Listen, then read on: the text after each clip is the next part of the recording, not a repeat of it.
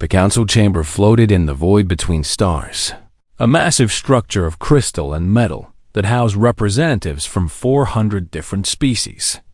Today, the chamber buzzed with confusion and fear. Something impossible had happened.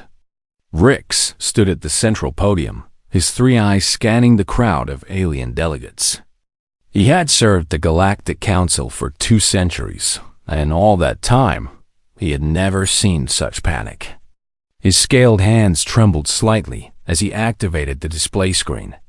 "Please, honored members, we must have order," Rix called out, his translator converting his words into hundreds of languages simultaneously. The noise slowly died down.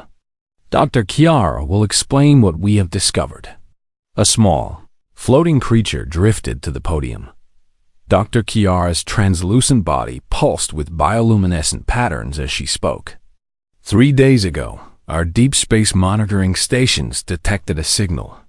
This signal came from beyond the void barrier, from a region of space that has been dead for 40,000 years. Murmurs rippled through the chamber. The void barrier was the edge of known space, a vast emptiness that no ship had ever successfully crossed. Most civilizations believed nothing existed beyond it except darkness and death. "The signal uses electromagnetic waves," Dr. Kiara continued. "This is ancient technology. We abandoned such primitive methods over 35,000 years ago. But what makes this truly extraordinary is the pattern of the signal. It matches exactly the frequency signatures we have in our archives. The archives from the humans." The chamber exploded into chaos. Delegates shouted in dozens of languages. Some laughed in disbelief. Others cowered in their seats. Commander Ren, a massive creature covered in armored plates, slammed his fist on his desk. "Impossible!" Ren roared. "The humans are extinct. They have been gone for 40,000 years. This must be a hoax or some kind of natural phenomenon." Rix raised his hands for silence. "That was our first thought as well, Commander. But Dr. Kiara has analyzed the signal extensively. Please, let her continue." Dr. Kiara's body flickered nervously.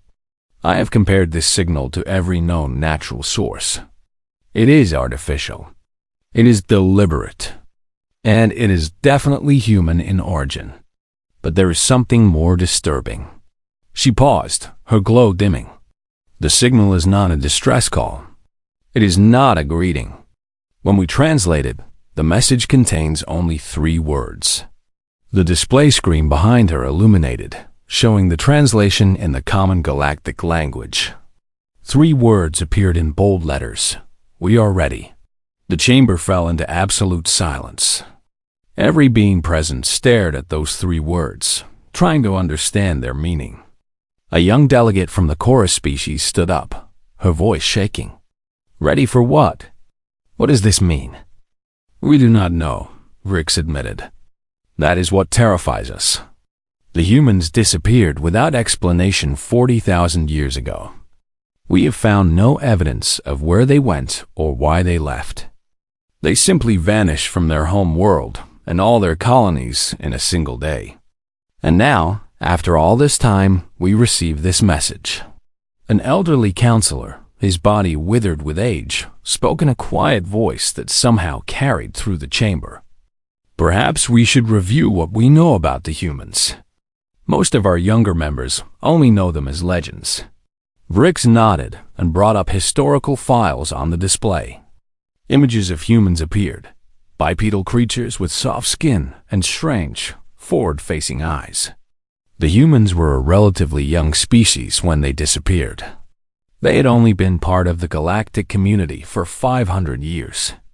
They were known for their creativity, their stubbornness, and their unusual capacity for both extreme violence and extreme compassion. More images appeared, showing human cities, human art, human technology. It all looked primitive compared to modern galactic standards, but there was something unsettling about it. The designs were functional, efficient, and strangely aggressive. The humans occupied a small world they called Earth, Rix continued. They had colonized 37 systems before their disappearance. On the last day anyone saw them, every human in the galaxy simply left. They boarded their ships, gathered their people, and flew toward unknown space. They did not say goodbye. They did not explain. They just left, and we never saw them again. Good riddance, muttered a delegate from the back. I heard they were dangerous, unstable. Dr. Kiar's glow turned sharp and bright. That is not entirely fair. Yes, humans could be violent, but they were also the ones who negotiated the Peace of Seven Suns. They saved the Melodian species from extinction. They contributed greatly to our civilization in their short time with us. Commander Wren stood up, his voice grave. I have studied human military history. They were terrifyingly effective in combat. In the few wars they fought, they won decisively. They had a saying, humans do not fight to win battles. They fight to end wars. I do not think we should be happy that they are sending us messages. Rix looked around the chamber at the hundreds of worried faces. The council must make a decision. We have 3 options. 1. We ignore the signal and pretend we never received it. 2. We respond to the signal and attempt communication. 3. We send a small reconnaissance mission to investigate the source of the signal. The debate lasted for hours. Some delegates argued that humans were myths and this was all a mistake. Others insisted that if humans were returning, the galaxy needed to prepare. A few suggested that humans might be asking for help, and the council had a moral obligation to respond. Finally, after much argument, a vote was called. The decision was narrow, but it passed. A small reconnaissance mission would be sent to investigate the signal. Only a handful of ships, carefully chosen, would cross the void barrier and discover the truth. As the council session ended and delegates filed out of the chamber, Rix remained at the podium, staring at those 3 words on the display. We are ready. Ready for what, he wondered. Ready to return? Ready to rejoin galactic civilization? Ready for war? He thought about the human saying that Commander Wren had mentioned. Humans fight to end wars, not win battles. What kind of species thinks that way? What kind of species disappears for 40,000 years and then sends a message like this? Rix turned off the display and walked slowly toward the exit. Tomorrow, they would select the crew for the reconnaissance mission. Tomorrow, they would begin preparations to cross the void barrier. Tomorrow, they would take the first step toward discovering what the humans had become. But tonight, Rix would not sleep. He would study the old files, read the ancient reports, and try to understand what kind of danger they might be walking into. Because deep in his heart, he knew one thing with absolute certainty. When humans say they are ready, the galaxy should be afraid. Captain Deho stared out the viewport at the swirling darkness ahead. The void barrier looked like a wall of nothing, a place where a light went to die. His ship, the Horizon's Edge, hummed quietly as it approached the boundary of known space. Captain, we are receiving final authorization from the Council, said G1, the ship's xenorchaeologist. She sat at her station, her fingers dancing across holographic displays. They are asking if we are certain we want to proceed. Deho smiled grimly. Tell them yes.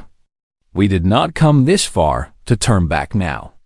He was one of the few humans left in the galaxy, a descendant of those who had chosen to stay behind when the rest of humanity vanished.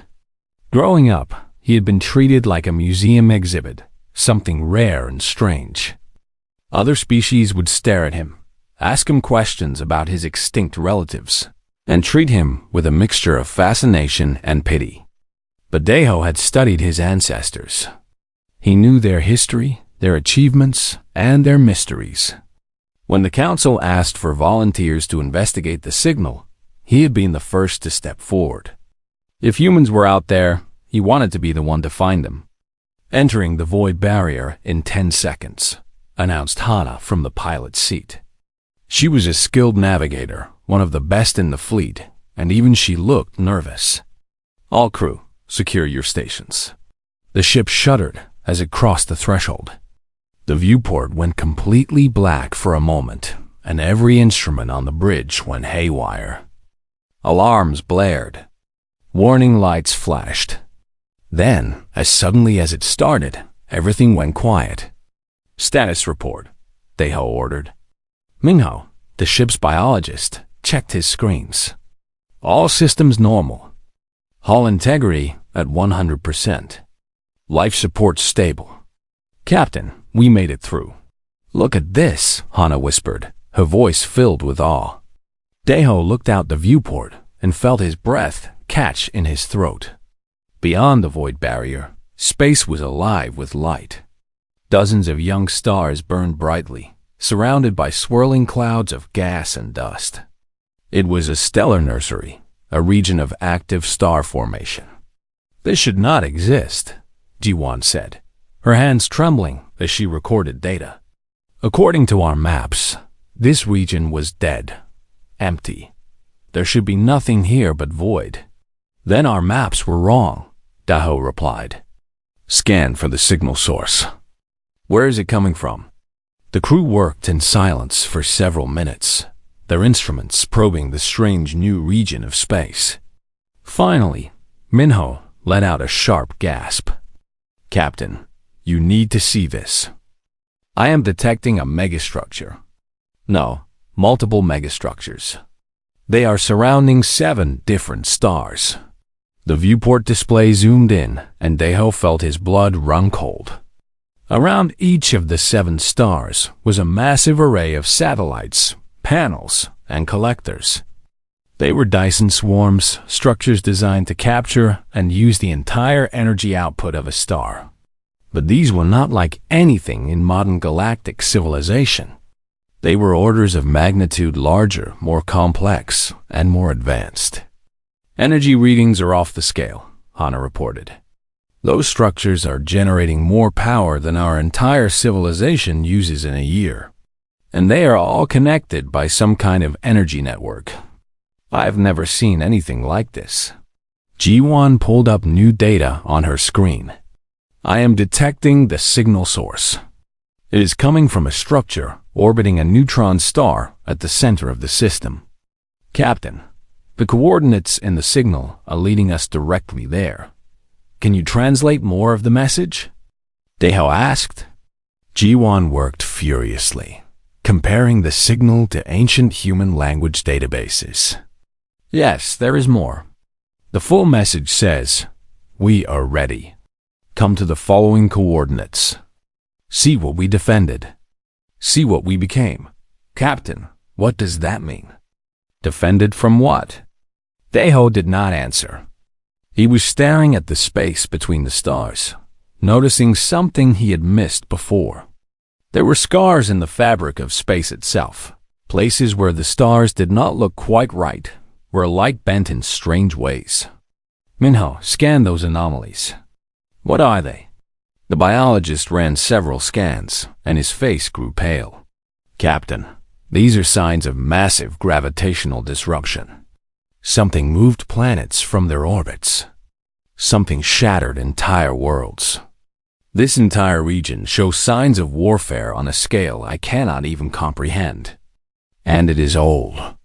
Very old. Approximately 40,000 years old." The pieces began to fall into place in Daeho's mind. The humans had not simply disappeared. They had come here. They had fought something here. And they had built these impossible structures for a reason. "Take us to the coordinates," he ordered. Full speed. The journey to the neutron star took 3 days. As they approached, they saw more and more evidence of ancient destruction. Asteroid fields that used to be planets. Debris clouds containing fragments of unknown technology. And everywhere, warning beacons. "Captain, I am detecting warning signs in every galactic language," Ji-won reported. "They all say the same thing. Danger. Do not approach. What sleeps here earned its rest. There's also a message in ancient human script. It says, "To whoever finds this place, turn back. The price of knowledge is too high. Ignore the warnings," Deho said. "We came here to find answers. We are not leaving without them." The station around the neutron star came into view.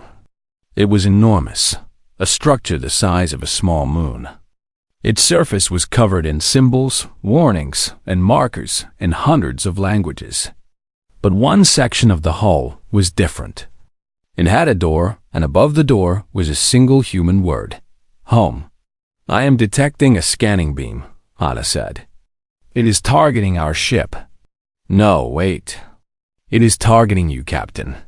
Deho felt a strange tingling sensation, as if invisible eyes were examining him. Then, with a deep rumbling sound, the door began to open.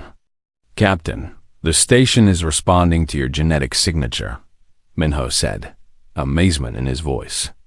"It recognizes you as human. It is inviting us in." "Then we accept the invitation," Deho replied. "Hannah, take us in slowly. Everyone else, prepare for docking. We are about to discover what happened to humanity." As the ship moved through the massive doorway, the crew fell silent. The interior of the station was pristine, perfectly preserved, as if time had not touched it. Lights activated automatically, illuminating corridors and chambers. And in the distance, they could hear something. A voice, a human voice. "Welcome," the voice said in perfect, ancient human language. "We have been waiting for you. Waiting for 40,000 years. Please, come inside. There is much you need to know. Much you need to see. And when you have seen it all, you must help us answer a question." "What question?" Deho whispered. The voice on the station replied, and its words sent chills through every member of the crew. "After everything we have done, after everything we have become, does humanity still deserve to exist?" The horizon's edge docked with the station, and the airlock opened. Captain Deho took a deep breath and stepped forward into the unknown, knowing that whatever he found inside would change the galaxy forever. The corridors of the station were quiet, except for the soft hum of power flowing through the walls. Captain Deho led his crew deeper into the structure, their footsteps echoing in the empty halls. Everything was clean, organized, and somehow sad. It felt like walking through a tomb. "This place is a museum," Jiwan said softly, running her hand along the wall. "Look at these displays. They are memorials." She was right. Along the walls were hundreds of holographic displays, each one showing images and information about different people. Humans, men, women, and children, all frozen in time. Under each image was a name, a date, and a single word: remembered. Minho stopped in front of one display, his eyes wide. "There are thousands of these. Tens of thousands. Captain, how many humans died here?" Before Deho could answer, the voice they had heard earlier spoke again. This time, it came from all around them. "Billions," the voice said. 40 billion humans came to this place. Only 3 million survived." A hologram materialized in front of them. It showed a woman, or at least something that had once been a woman. Her form was translucent, made of light and data. She smiled sadly at them. "My name is Sora. I am an artificial intelligence created by humanity to preserve our history and maintain this station. I have been waiting for someone to arrive. I have been waiting for 40,000 years." Deho stepped forward. "What happened here? Where did humanity go?" Sora's hologram flickered. "Come with me. I will show you everything. But I warn you, what you are about to learn will change how you see the galaxy forever." She led them through the station to a massive chamber. The room was circular, with walls that stretched up into darkness. In the center was a holographic projector, currently dark and inactive. 40,000 years ago, Sora began. The galaxy was thriving. Hundreds of species lived in peace and prosperity. The council governed wisely. Trade flourished. Art and science advanced. It was a golden age. The holographic projector activated, showing beautiful images of the ancient galaxy. Ships traveling between stars. Cities on 1,000 worlds. Species working together in harmony. But then they came, Sora continued, and her voice became cold. The Devourers. The images changed. The hologram now showed something terrible, something that made the crew of the Horizon's Edge step backward in fear. Creatures of impossible geometry, beings that existed in more dimensions than the eye could see. They moved through space like sharks through water, and wherever they went, entire worlds went silent. The Devourers came from outside our dimension, Sora explained. They were hungry, always hungry, and they fed on civilizations. They consumed planets, absorbed species, and grew stronger with every world they destroyed. They appeared in council space without warning and began their feast. The hologram showed the war. Fleets of galactic ships engaging the Devourers, firing every weapon they had. But nothing worked. The creatures simply absorbed the energy and grew larger. Every species fought, Sora said. Every civilization threw everything they had at the Devourers. But they were losing. In 20 years, half the galaxy was gone. In 30 years, 3/4. The council was in ruins. Entire species went extinct. And the Devourers kept coming. G1 was crying silently, tears running down her face as she watched the destruction. Why do we not remember this? Why is there no record of this war in our histories? Because humanity made sure you would forget, Sora replied. Because forgetting was the kindest thing we could do for you. The hologram changed again. Now it showed Earth, the human homeworld, surrounded by ships. Humanity was one of the last species still fighting. We had advantages. We were creative, adaptable, and we had something the Devourers did not expect. We were willing to do anything to survive. Anything. Daho watched as the hologram showed human scientists working frantically, developing new weapons, new technologies, new strategies. What did they do?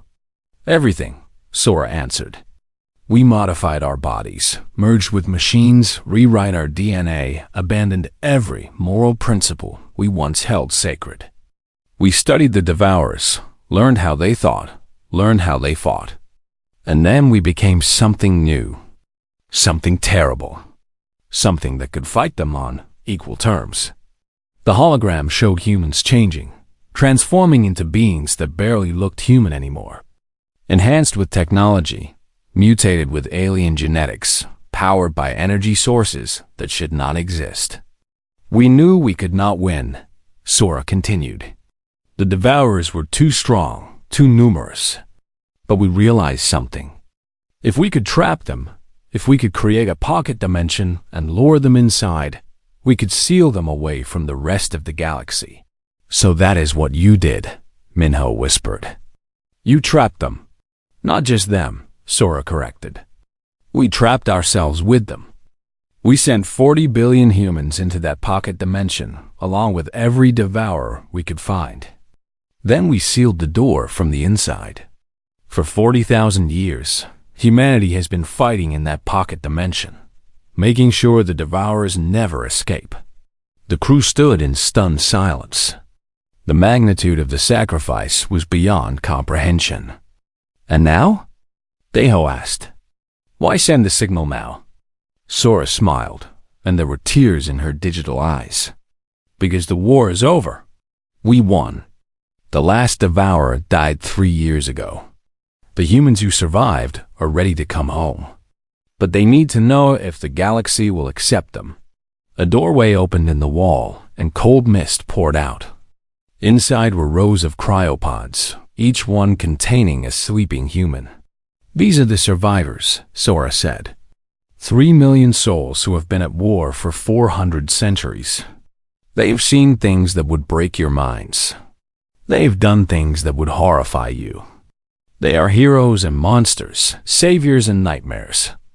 And they are waking up. One of the pods began to open. Inside was an old man, his body covered in scars and strange implants. His eyes opened, and they glowed with an unnatural light. "Sora?" the old man said, his voice rough from disuse. "Is it over? Did we win?" "Yes, Elder Taiwan," Sora replied gently. "It is over. We won. And we have visitors." Taiwan sat up slowly, his movements careful and precise. He looked at the crew of the Horizon's Edge, studying each of them. When his eyes landed on Deho, he smiled. "You are human," Taiwan said. "A pure human. I have not seen one in so long." He stood up from the pod, and the crew could see he was taller than any human should be, stronger, different. "Do you know what we did? Do you know what we became to save your galaxy?" Deho nodded slowly. "Sora told us." "Then you know why we are afraid to go back," Taiwan said. "We saved the galaxy, but we paid a terrible price. We are not the same species that left. We are something else now." Another pod opened. A young man emerged, his skin metallic, his eyes glowing. "Elder Taiwan? Are we home?" "Not yet, Bowman," Taiwan replied.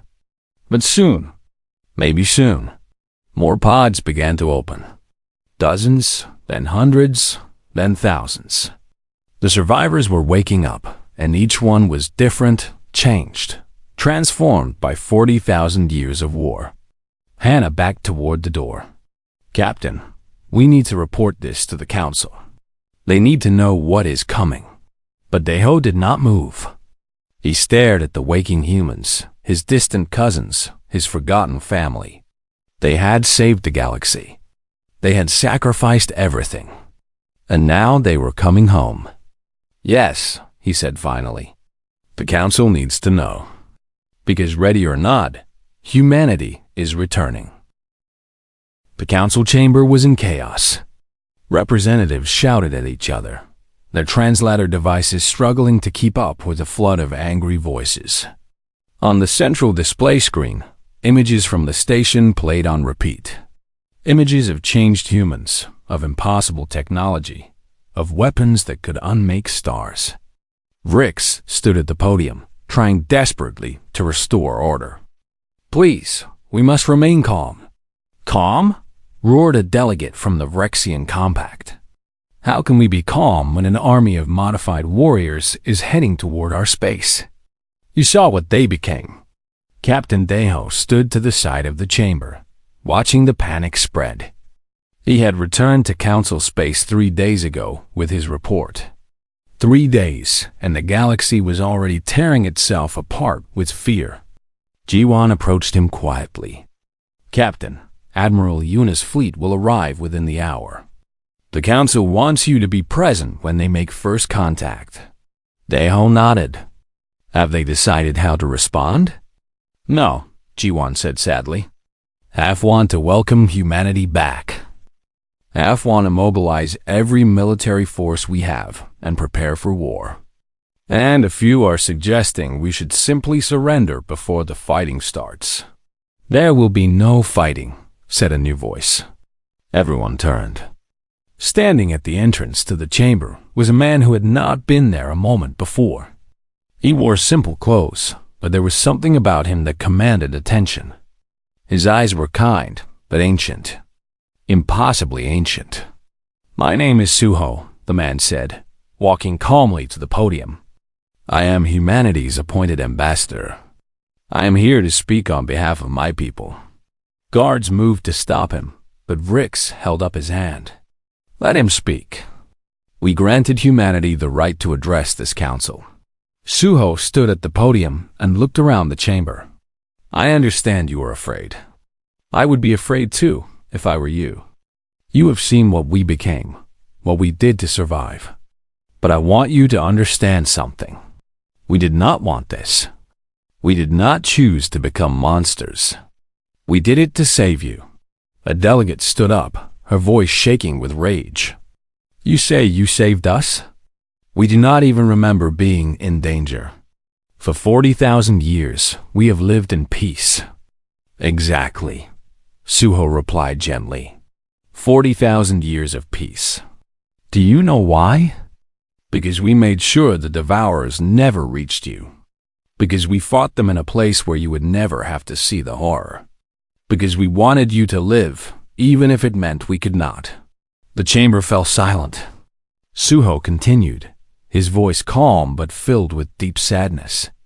When the Devourers came, we had a choice. We could have fled. We could have hidden. We could have saved ourselves and let the galaxy burn. But we chose to fight. Not because we thought we would win. We fought because someone had to, and we were willing to pay the price no one else could. And what price was that? Rix asked quietly. Our humanity, Suho answered. Our souls. Our innocence. We became the very thing we fought against. We learned to think like the Devourers, to be as ruthless, as merciless, as hungry for victory. We won the war, but we lost ourselves in the process. On the display screen, new images appeared. These were not sent by Deo. They came directly from the approaching human fleet. The images showed the war in the pocket dimension. 40,000 years of endless battle. Of humans fighting creatures that should not exist, using weapons that defied physics. Employing strategies that required them to abandon every moral principle they once held. The council watched in horrified silence as the images played. They saw humans merging with machines, rewriting their own genetics, consuming the energy of stars to power their weapons. They saw humans winning battles by becoming more terrifying than their enemies. We recorded everything, Suho said. We wanted you to see the truth. We wanted you to understand the cost of your peace. Commander Ren spoke up, his voice unusually quiet. How many of you survived? 3 million, Suho replied. Out of 40 billion. And none of us are the same as we were. We have all been changed, modified, enhanced. Some of us barely look human anymore. Others look normal, but carry weapons in our blood, in our bones. We are all dangerous now. That is the price we paid. An alarm sounded. A technician called out. Admiral Yuna's fleet is entering the system. The display screen switched to external cameras. What they saw made several delegates cry out in fear. The human fleet was enormous. Hundreds of ships that dwarfed anything in the modern galactic fleet. Each ship was a masterpiece of engineering, sleek and deadly, covered in weapon systems that could level planets. At the front of the fleet was the flagship, a vessel the size of a small moon. Its hull was black, absorbing light rather than reflecting it, and it moved through space with impossible grace. Receiving transmission from the flagship, the technician reported. Put it through, Rix ordered. The screen changed to show the interior of the flagship's bridge. A woman sat in the command chair, and the sight of her made several delegates gasp. She was beautiful and terrible at the same time. Half of her body was clearly organic, human flesh and bone. The other half was intricate machinery, glowing with energy. Her eyes were bright silver, and when she smiled, it was both warm and frightening. Greetings, Galactic Council, the woman said. I am Admiral Yuna, commander of the Human Defense Fleet. We have come home. Rix found his voice. Admiral, your fleet is impressive and terrifying. Yuna laughed, a sound that was surprisingly normal. Yes, I imagine we are quite scary to look at. We scared ourselves when we first saw what we had become. But these modifications, this technology, they were necessary. The Devourers did not respond to diplomacy or mercy. They only understood power. What do you want? Asked the delegate. Why have you returned? Yuna's expression became serious. We want what every soldier wants when the war is over. We want to go home. We want to rest. We want to stop being warriors and remember how to be people again. Another delegate stood up. And if we refuse, if we tell you that you cannot return? The bridge of the flagship fell silent. Yuna's mechanical eye glowed brighter for a moment, and several weapon systems on the ship activated automatically. Then, with visible effort, she powered them down. If you refuse, Yuna said slowly, then we will respect your decision. We will take our fleet and go far away, beyond even the void barrier, where we can never threaten you. We saved you once. We will not become your oppressors now. You would leave? Vrix asked, surprised. After everything you sacrificed? We did not sacrifice for gratitude or reward, Yuna replied. We did it because it was right. Because someone had to. If our presence here frightens you, if our existence threatens your peace, then we will leave. That is also a sacrifice we are willing to make. Minho, who had been watching from the side, suddenly spoke up. Admiral, I have analyzed your genetic structure. You are dying. All of you. The modifications you made to fight the Devourers are breaking down. You need help, medical treatment, genetic therapy. Without it, your people will not survive another century. Yuna nodded. Yes, that is true. Our bodies were never meant to last this long or carry this much modification. We are falling apart, slowly but surely. But we will not use that as leverage. We will not beg. If the galaxy wants us gone, we will go, even if it means we die out there in the dark. The chamber erupted in argument again. Some delegates insisted that humanity be allowed to return and receive help. Others argued that the risk was too great. A few suggested compromise, offering medical aid in exchange for humanity staying away. Deho listened to the debate and felt anger building inside him. These people, these civilizations, they owed everything to humanity. Their peace, their prosperity, their very existence. And now they debated whether to help those who had saved them. He walked to the podium, pushing past Suho. Enough. All of you, be quiet and listen. The chamber fell silent, shocked by the outburst. I am human, Deho said, his voice shaking with emotion. I am descended from those who stayed behind. I have lived my whole life as a curiosity, a relic, a reminder of an extinct species. And now I learn the truth. My people are not extinct. They have been fighting for 40,000 years to protect you. All of you. He pointed at the delegates.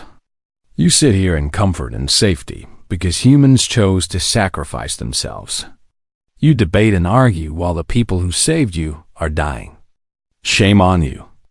Shame on all of us. Vrix spoke gently. Captain Deho, what would you have us do?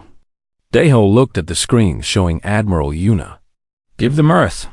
Give them their home back. Let them rest. They have earned it. The summit took place on a neutral station between Council Space and the region where the human fleet waited. It was the largest gathering of species representatives in 40,000 years. Every civilization that had survived wanted to be present when humanity's fate was decided. Premier Hadjin walked slowly through the corridor toward the main chamber. She was old, impossibly old, kept alive by technology that had been developed in the depths of the war. Her body bore the scars of 400 centuries of combat. Her eyes had seen civilizations fall and rise. And now, she would speak for the 3 million humans who survived. Beside her walked G1, who had volunteered to serve as a bridge between the old galaxy and the new humanity. The young Zen archaeologist had spent weeks interviewing human survivors, learning their stories and trying to understand what they had endured. Are you nervous? G1 asked quietly. Hadjin smiled. I fought the Devourers for 40,000 years. This summit does not frighten me. But I am sad. Sad that we have to prove we deserve to exist. They entered the chamber. Thousands of delegates filled the seats, representing hundreds of species. At the center was a platform where Hedgen would speak. The room fell silent as she took her place. "Thank you for agreeing to meet," Hedgen began, her voice amplified so everyone could hear. "I know many of you are afraid of us. I would be afraid too. We look like monsters. We carry weapons in our bodies. We have technology that could destroy worlds. But I want to tell you who we really are." She activated a holographic display. Images appeared, showing humans before the war. Families, children, artists, scientists. Normal people living normal lives. "This is who we were," Hedgen said. "We were farmers and teachers. We were parents and dreamers. We loved music and art. We built cities and explored stars. We were not special. We were just another species trying to find our place in the galaxy." The images changed, showing the Devourers arriving, the war beginning. Then they came, the Devourers. And we had to choose. We could run, hide, save ourselves. Or we could fight. More images appeared. Humans training, modifying themselves, preparing for war. We chose to fight. Not because we were brave. We were terrified. Not because we were strong. We were weak. We chose to fight because no one else could. Because someone had to stand between the Devourers and the galaxy. Because if we did not, everything would die. The hologram showed the pocket dimension being created, humans entering it with the Devourers, the door sealing behind them. For 40,000 years, we fought in a place outside normal space. We fought battles that lasted centuries. We buried billions of our own people. We became things we never wanted to be. But we won. We killed every last Devourer. And now we want to come home. Hedgen paused, looking around at the assembled delegates. "But we understand your fear. We know what we have become. So we make you this offer." The holographic display changed again, showing technical data, scientific formulas, weapon designs. "We give you everything. All our technology. All our knowledge. All our military power. We will teach you how to defend yourselves against threats from outside dimensions. We will share the medical advances that keep us alive. We will give you the energy systems that power our ships. Everything we learned, everything we built, it is yours. Free. No conditions." Murmurs rippled through the chamber. This was an incredible offer. The technology humanity possessed was beyond anything the galaxy had. In return, Hedgen continued, "We ask for one thing. We want Earth, our home world. You have kept it in stasis for 40,000 years, preserving it, protecting it. We want to go back there. We want to remove our modifications, become human again, and live in peace. We want to be left alone." She looked directly at the council leadership. "We will not interfere in galactic politics. We will not use our power to threaten or control. We simply want to rest. After 40,000 years of war, we have earned that right." A young delegate stood up. It was Myray, a human who had been born on the station after the war ended. She represented the new generation, those who had never fought but carried the legacy of those who did. "I want to add something," Myray said. "I was born after the war. I have never fought a Devourer. I have never killed anything. I am as much a victim of this as you are. My parents, my grandparents, everyone I know, they all sacrificed their humanity to save people they would never meet.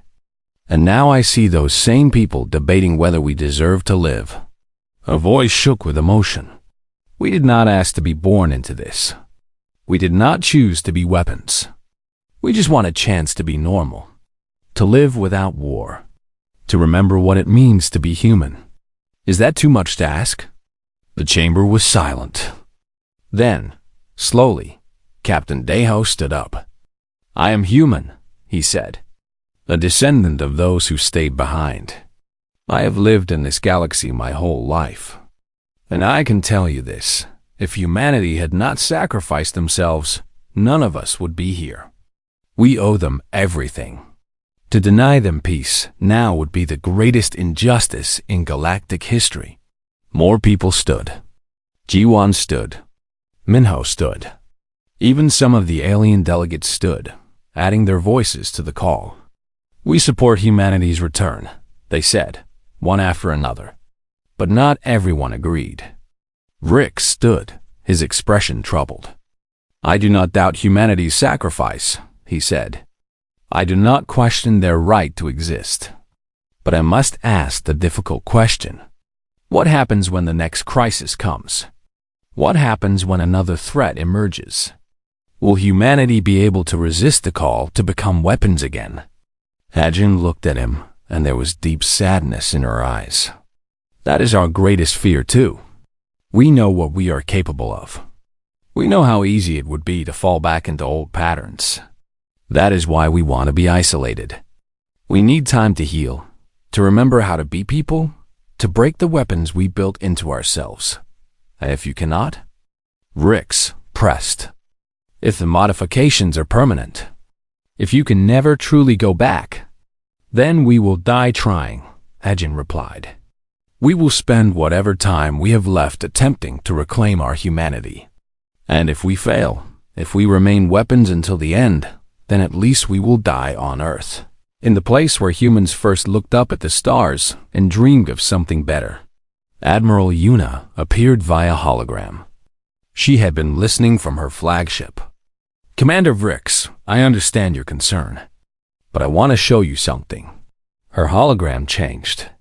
The mechanical parts of her body began to retract, fold away, disappear. Underneath was human flesh, scarred but human. It was a slow, painful process, and everyone could see the agony on her face. But she continued until she stood before them as a normal woman, tears streaming down her face. This is who I want to be, Yuna said, her voice breaking. This is who all of us want to be. Not weapons, not soldiers, just people. Please, give us that chance. The vote was called. Each delegate entered their decision into the system. The counting took hours. The chamber waited in tense silence. Finally, the results appeared. The measure passed. Humanity would be granted sovereignty over the Sol system and Earth. They would be welcomed back to the galaxy, but on their own terms, with their own space, their own chance to heal. Hajin collapsed to her knees, crying. Myre rushed to support her. Around the chamber, humans and aliens alike wept with relief. 10 years later, Earth bloomed with new life. The forests had regrown. The oceans were clean. Cities rose from the ground, but they were different from the old cities. These were places of peace, built by people who understood the cost of war. Hajin stood in the garden, her body now free of modifications. She was old, truly old, and she would not live much longer. But she was happy. Beside her was her great-granddaughter, Mary's daughter, a child who had never known war. Tell me the story again, the little girl said. The story of how we saved the galaxy. Hajin smiled and sat down on a bench. Once upon a time, humanity faced a choice. We could run or we could fight. We chose to fight, and it cost us everything. But in losing ourselves, we saved everyone else. And now, we are trying to find ourselves again. Did we find ourselves? The girl asked. We are trying, Hajin replied. Every day we try. And that is enough. In orbit above Earth, a small fleet remained on station. Admiral Yuna commanded it still, though she too had removed most of her modifications. The fleet was a reminder and a promise. A reminder of what humanity had done, and a promise that if another threat ever emerged, humans would be ready to fight again. But for now, there was peace. The gardens grew. Children played. Artists created. Scientists explored. And slowly, carefully, humanity remembered what it meant to be human. Captain Deho visited Earth often, walking among his distant cousins, marveling at their resilience. Jaiwan had written a comprehensive history of the war, ensuring that the galaxy would never forget what had been sacrificed. The Galactic Council erected a memorial at the site where the pocket dimension had been sealed. It bore a simple inscription in every galactic language. Here, humanity fought for 40,000 years so that we might live in peace. May we prove worthy of their sacrifice. And somewhere in the depths of space, the warning stations around the old pocket dimension remained active, staffed by volunteer humans who ensured that the devourers stayed dead. They were the Watchers, the Guardians, the final defense against a threat that might never return. But they watched anyway, because that is what humans do.